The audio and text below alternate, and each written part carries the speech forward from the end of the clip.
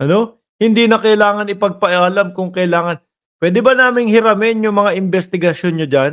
O, paano po masabi yon mga kababayan? Eto po sa pangalawang topic. Ako din po, nung pinapanood ko kanina, oo nga ano, bakit pa magpapaalam sa ano, sa Quadcom na gagamitin yung kanilang hearing? Eh pwede naman pala na gamitin. O eto, pakinggan nyo po mga boss. Hearing sa ICC. Ito mga... Ayan ha. Uulitin natin si Kabayan at si attorney. Attorney Cristina Conti, mga bossing. Ang binabanggit po, ang Quad Committee, hindi nila ibibigay daw ang resulta ng kanilang hearing sa ICC. Ayun, yun po yung sasagutin niya, mga kababayan, ni Attorney Cristina Conti. Yung hearing hindi ibibigay ng Quadcom sa ICC. Dahil nga po, una din sinabi ng DOJ na pwedeng pumasok ang ICC sa Pilipinas o sa madaling salita, welcome, pero hindi makikipagtulungan sa investigasyon ang Pilipinas sa ICC. No? Sagot po ni Cristina Conti. Lahat tayo mapapasabi, oo nga ano. Eto G! Ito mga ICC. Okay. Pwede bang gamitin po ng ICC ang hearing ng Quad Committee? Ito na may available sa publiko, lalong-lalo sa YouTube. Oo. Opo, pwedeng gamitin niya ng ICC. Okay. At yun nga, manunood lang sila. Sa totoo, sa ICC ngayon, meron ng mga Tagalog translators. Nag-call sila noon eh.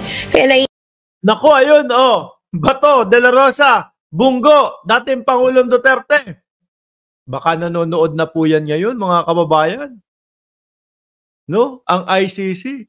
Hindi na kailangan ipagpaalam. Hindi na kailangan, peram naman kami nung investigasyon ninyo. Laganap naman po sa YouTube. Laganap po sa lahat ng social media. Malamang nanonood yan. Tapos may mga Tagalog translator na sila doon. Naku, yari lalo. Yari lalo. Pinapasok na ng Department of Justice ang ICC. Sabi, hindi namin sila pipigilan. Pero hindi makikitulong sa investigasyon. Yung pala, pwede lang nilang panoorin. No? Yung pala mga bossing, pwede lang nilang panoorin sa YouTube. Di ba? Naku, yari itong mga to. Intindihan nila kung anong nangyayari. Sigurado ako na alam na nila ito. Pero syempre, kung gagamitin nila ito sa trial o sa mismong kasuhan na, may iba't ibang level yan. So sa ngayon, itong Quad Committee transcripts, yung mga videos, pruweba na naganap ito at sinabi nila.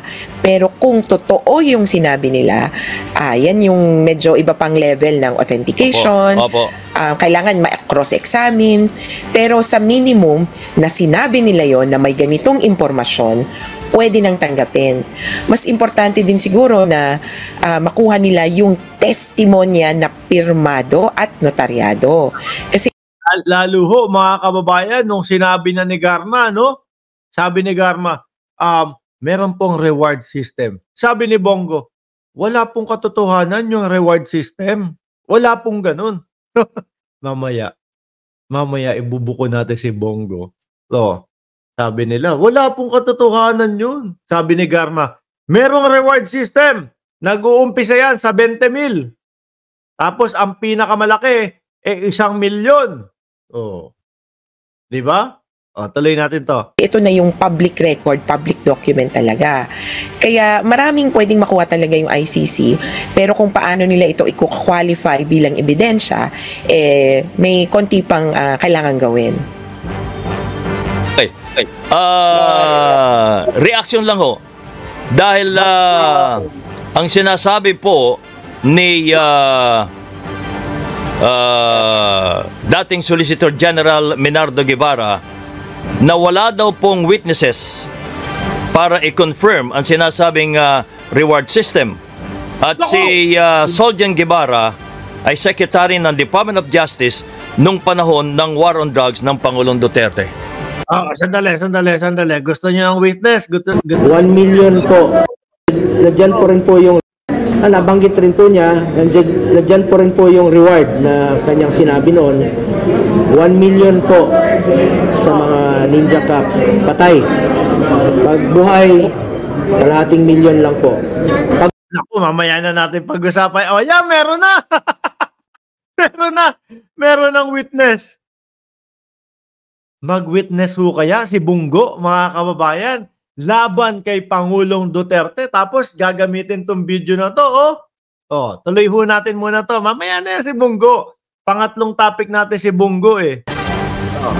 Walang Magandang witnesses. punto yan, kabayan. Kasi talagang totoo naman yun, kahit paano, involved si si Solicitor General Guevara dun sa naging kalakaran nung panahon na yon. Kung hindi Involved naman pala siya. Kaya siguro, sabi po ni Cristina Conti, Attorney Cristina Conti, involved.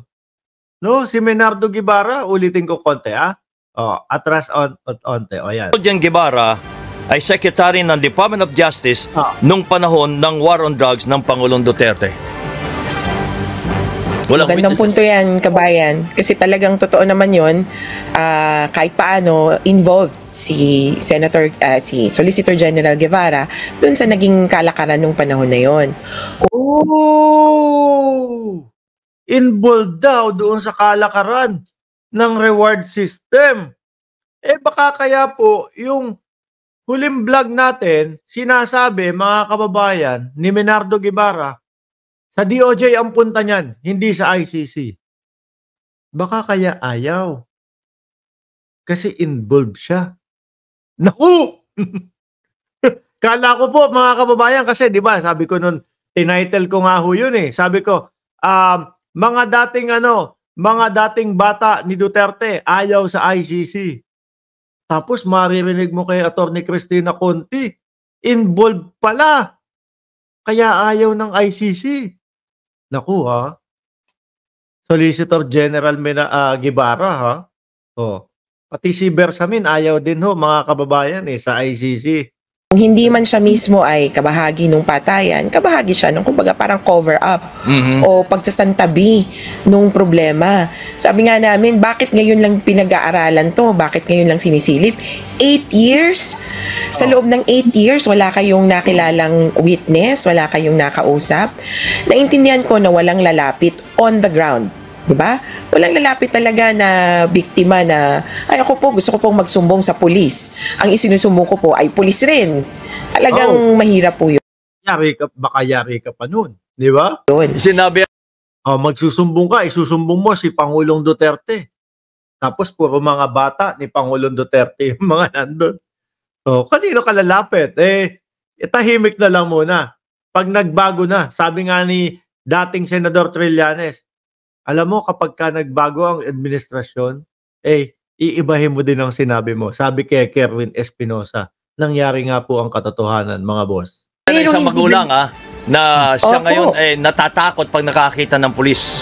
Aha. ang ano niyan, di sino mag-iimbestiga? Di dapat gobyerno. At kailangan nilang gumawa ng ibang paraan. Ang tingin kong kailangang intindihin pa ay hindi na lang ito usapin ng tig-iisang mga patayan.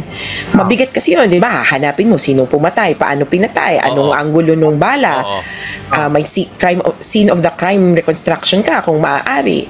Pero kung tutuhugin mo to na buong policy, buong sistema, doon palagay ko hindi pa sila mas maayos na nakapaghahanap ng ebidensya.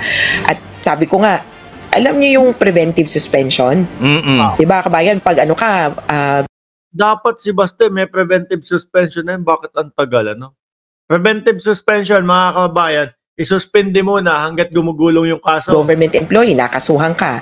At parang may ginagawa kang mali sa panahon na ikaw ay nakaupo. Yung preventive suspension ay isang paraan para hindi mo mapagtakpan o hindi ka makapag-destroy ng ebidensya. Yung parang ganon. Madam, parang gusto mong sabihin, i-preventive suspension muna si Bato, si Bongo No. Para hindi muna makapag-hearing Para hindi muna makapag-whitewash Ganon ba 'yon? Kung kita mo ng libo-libo yung namamatay, bakit yung PNP chief mo, bakit yung mga pinuno ng PNP na, kumbaga, maraming napatay sa lugar nila, walang ganong preventive suspension, walang investigasyon, and ultimo, meron pang commendation. As if ang bawat patay ay accomplishment ng Duterte administration. Oo, puro tegi, ano? Kasi nga daw kapag tegi, mas mahal ang bayad. Mas mahal ang reward system. Mamaya, pupuntuhin natin yung sinasabi ni Bongo, mga kababayan. Pero dito po, to wrap up this, etong topic na ito, mga bossing, simple lang. Kahit sabihin po nila na hindi ibibigay sa ICC, no? Yung mga naging investigasyon, yung mga naging hearing po sa Quadcom, pwede pa din pong panoorin ng ICC. Nasa internet naman talaga yan. Kahit sino pwedeng makapanood yan. Hindi nila maintindihan kasi Tagalog. Don't worry daw po, mga kababayan, sabi ni Attorney Cristina Conti. Kasi merong mga interpreter na Tagalog doon sa ICC. Diyos ko Lord. Mukhang naisahan kayo doon, no? Sila ba to? Sabi, huwag kayong mag-alala. Hindi namin ibibigay ito sa ICC. Sabi ng ICC, huwag kayong mag-alala. Hindi namin hihingin yan. No? Pinapanood na namin ngayon pa lang. Di ho ba? Mga bossing,